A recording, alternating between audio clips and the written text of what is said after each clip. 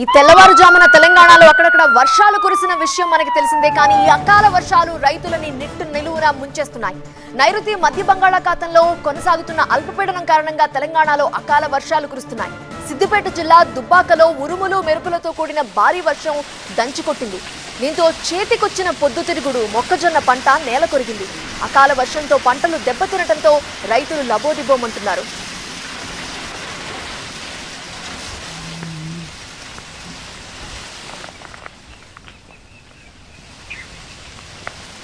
అకాల వర్షాలు రైతులను నిలువునా ముంచుతున్నాయి. చేతికి పంట అందే సమయంలో కురిసిన వానతో రైతులు కన్నీరు పెడుతున్నారు. దుబ్బాకలో ఎంత పెద్ద ఎత్తున వాన పడుతుందో మనం చూస్తున్నాము.